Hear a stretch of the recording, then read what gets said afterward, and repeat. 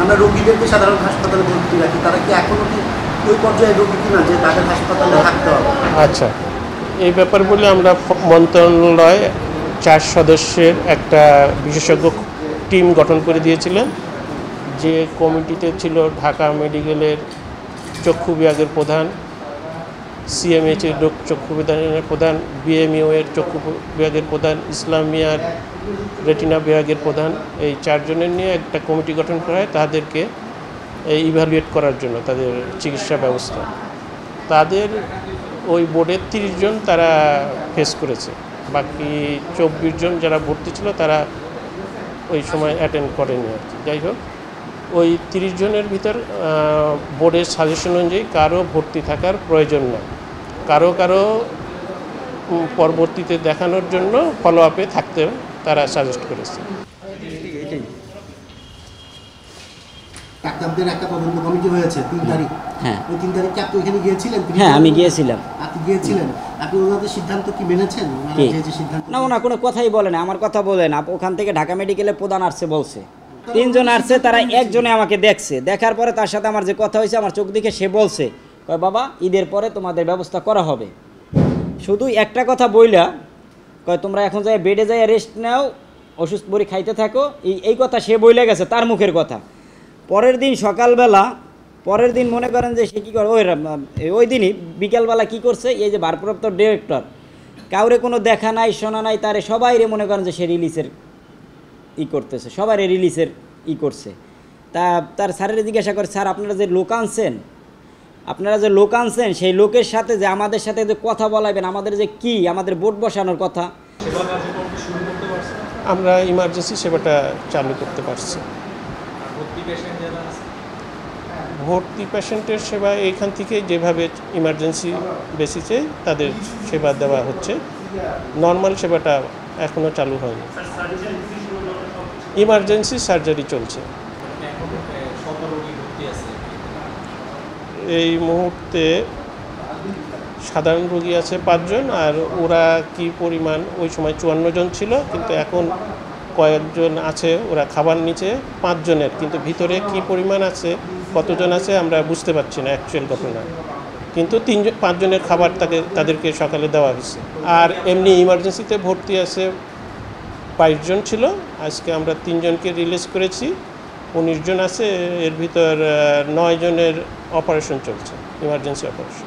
আচ্ছা, একটু 54 জন যে ভর্তি আছে বললেন, এই 54 জনের মধ্যে রিলিজ কয়জন নিয়েছে আর কয়জন এখনো না থাকলেও কিন্তু রিলিজ নাই, কয়জন আছে? কেউ রিলিজ নিয়ে যায়নি। রিলিজ আমরা রেডি করেছিলাম, আমরা রিলিজ রেডি করে রেখেছিলাম, কিন্তু তারা রিলিজ কেউই নিতে চায়নি, দেওয়া সম্ভব হয়নি তাদের দাবির প্রেক্ষিতে। এটা ওদের তো এইভাবে সাজেশন করা আছে। আমরা 30 জনের রিলিজ পেপার রেডি করছিলাম যারা বোর্ড ফেস করছে, বাকিদের কাগজপত্র দেখে মনে হয়েছিল বোর্ডের কাছে যে এদেরও থাকার দরকার নেই। সব মিলে সংখ্যাটা কত? 54। মানে 54 জনের মধ্যে 54 জন চলে যেতে পারে। ওরা কি এখন এখানে কতজন আছে আপনারা জানেন? আমরা জানি না, কারণ ওদের ইনফরমেশন আমরা নিতে পারছি না। ওরা কলাপসিবল গেট বন্ধ করে আছে, কি করব, তারা কোনো নিয়ম শৃঙ্খলার ভিতরে আসছে না, এটাই আর কি। মানে আপনাদের নিরাপত্তার বিষয়টা কি আপনারা কি এখনও পুরাপুরি সিকিউর ফিল করছি না। এই ঈদে জামা জুতো অ্যাক্সেসরিজের ডিসকাউন্ট।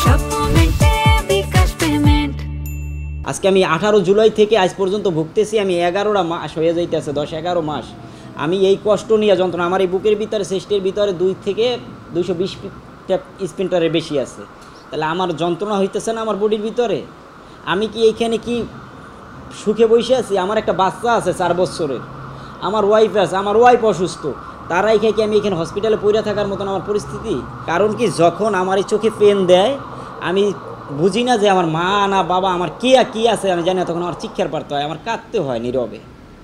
তখন আমি যদি ডাক্তারের কাছে যাই, তখন আমাকে ডাক্তার এখানে দেয় কি, শুধু নাপা ধরাই দেয়, ডোরপ আছে একটা ডোরপ দেয়, আইসোটিয়ার। তাইলে আমি এই ট্রিটমেন্টের জন্য কি, আমি দেশের জন্য কি আমার অঙ্গ হারাইছি?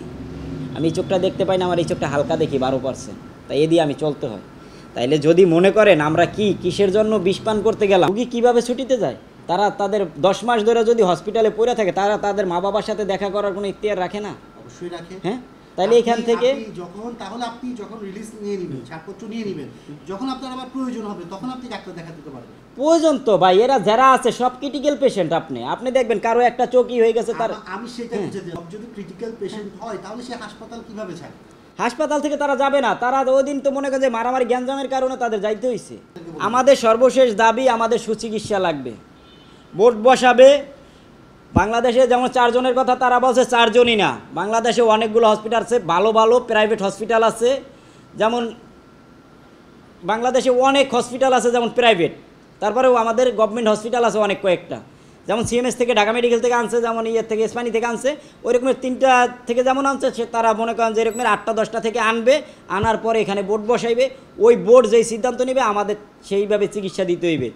আর দ্বিতীয় কথা হয়েছে যে যেমন মনে করেন যে আমরা 10 মাস ধরে ভুগতে আছি, যেমন মনে করেন আমার ভুক্তভোগী আমাদের পুনর্বাসনের দাবি করতেছে অনেকে, পুনর্বাসন করতে হইবে। আর আমাদের যেমন আমাদের জুলাই সনদ এটা দিতে হইবে। আমরা মনে করেন যে আমাদের জুলাই সনদ, তারপরে হয়েছে যে মনে করেন আমাদের মূলক চাই যাতে আমাদের পুনর্বাসন, আমরা স্বাভাবিক জীবনে ফিরে যেতে পারি, আমাদের পুনর্বাসন করে। আর আমাদের সুচিকিৎসাটা সর্বপ্রথম লাগবে। তারা এরকমের লিখিত দিতে হইবে যে না, তোমার চোখের ট্রিটমেন্ট শেষ, আমি লিখিত চাই। আমি মুখের কথায় আর বিশ্বাস করবো না, আমরা লিখিত চাই। ওই যেই ডাক্তারই আসবে, বোর্ড বসাবে, এরা লিখিত দেবে এর এই চোখের কোনো ট্রিটমেন্ট নাই। ওনার ওই লিখিত অনুযায়ী যদি আমি প্রাইভেট হসপিটালে ট্রিটমেন্ট নিয়ে যদি আমার চোখ ভালো হয়, আমি যদি কথা বলতেছি যে আপনার ট্রিটমেন্ট শেষ, এই কথাও বলতেছে না, বলতেছে আপনার ভর্তি থাকার মতো অবস্থা নাই। না, আপনি 1 মাস পর 1 মাস ওই রকমের ট্রিটমেন্ট তো আমার দরকার নাই। আমি যেই ট্রিটমেন্টে মনে করেন যে আমি বাসায় যাব, ভোগবো 1 মাস পরে। আজকে আমি একটা কথা বলি, আমি বাসায় চলে যাব, আমার এখান থেকে পটুয়াখালী যাইতে কমসে কম, এখন আপনারা জানেন আসতে যাইতে আমার কমসে কম 3000 টাকা খরচ হইবে। তাহলে আমার আসা যাওয়া 3000 টাকা কি তারা দিবে?